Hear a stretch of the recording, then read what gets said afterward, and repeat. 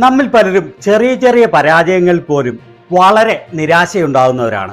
ഒരു ചെറിയ പരീക്ഷയിൽ തോറ്റാൽ, പ്രതീക്ഷിച്ച ജോലി ആദ്യം ലഭിച്ചില്ലെങ്കിൽ, ബിസിനസ്സിൽ പരാജയപ്പെടുമ്പോൾ, അങ്ങനെ പല കാര്യത്തിലും അങ്ങനെയുള്ളവർക്കെല്ലാം വലിയ പാഠവും സാധാരണ മനുഷ്യർക്ക് വലിയ ഇൻസ്പിറേഷനും ആവേണ്ടതാണ് രാഹുൽ ഗാന്ധിയുടെ രാഷ്ട്രീയ ജീവിതം.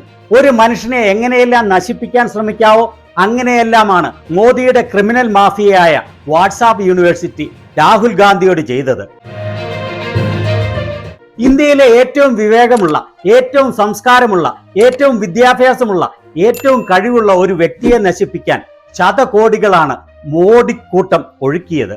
അതിനു കൂട്ടായി മോദിയുടെ ബിസ്ക്കറ്റ് തീനികളായ ഇന്ത്യയിലെ മീഡിയ എന്ന് പറയുന്ന തെമ്മാടിക്കൂട്ടവും ഫേക്ക് ന്യൂസ് കൊണ്ടും ദുഷ്പ്രചാരണങ്ങൾ കൊണ്ടും അദ്ദേഹത്തെ വ്യക്തിഹത്യ ചെയ്തു. പക്ഷേ അദ്ദേഹം ഒറ്റയ്ക്ക് പോരാടി, ധീരതയോടെ പോരാടി, പരാജയങ്ങളിൽ തളർന്നില്ല.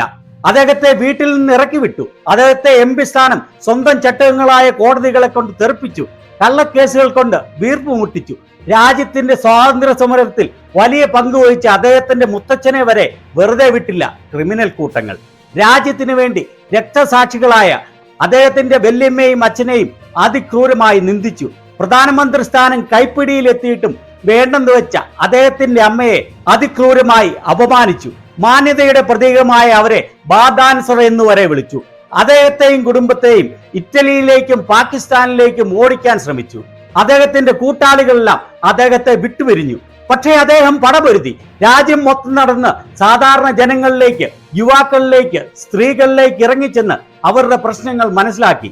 അവസാനം ഇതാ അദ്ദേഹത്തിന് വിജയം. രാജ്യം മുഴുവൻ അദ്ദേഹത്തെ പ്രതീക്ഷയോടെ കാണാൻ തുടങ്ങി. കള്ളപ്രചാരണങ്ങളിൽ തെറ്റിദ്ധരിപ്പിക്കപ്പെട്ട ജനം അവസാനം സത്യം മനസ്സിലാക്കി. ഇപ്പോൾ ഇന്ത്യയിലെ ഏറ്റവും ക്രൗഡ് പുള്ളറായ മറ്റൊരു നേതാവില്ല. മത്സരിച്ച 2 മണ്ഡലങ്ങളിലും വലിയ വിജയം. മത്സരിച്ച 2 സംസ്ഥാനങ്ങളിലും മുന്നണിക്ക് വലിയ വിജയം. യോഗിയുടെ രാമരാജ്യത്തിലെ ജനങ്ങൾ സത്യം തിരിച്ചറിഞ്ഞു. സ്വയം ദൈവമായി പ്രഖ്യാപിച്ച മോദി വരെ പരാജയത്തിന്റെ അടുത്തെത്തി. അവസാനം കഷ്ടിച്ച് കടന്നു കയറി എന്ന് പറയാം. കഴിഞ്ഞ പ്രാവശ്യം 64 സീറ്റ് നേടി UP-യിൽ BJP-യുടെ അടിത്തറ ഇളകി. അവരുടെ സീറ്റെണ്ണം പകുതിയാക്കി കുറച്ചു. രാമക്ഷേത്രം പണിതിട്ടും. 1 സീറ്റ് മാത്രം കഴിഞ്ഞ തവണ നേടിയ മഹാരാഷ്ട്രയിൽ ഏറ്റവും വലിയ ഒറ്റക്കക്ഷി. അവിടെ സീറ്റെണ്ണത്തിൽ BJP-യെ 4ാം സ്ഥാനത്തേക്ക് പിന്തള്ളി. ഇനി മുന്നോട്ടുള്ള നാളുകൾ രാഹുലിൻ്റെതാണ്, നിസ്സംശയം പറയാം.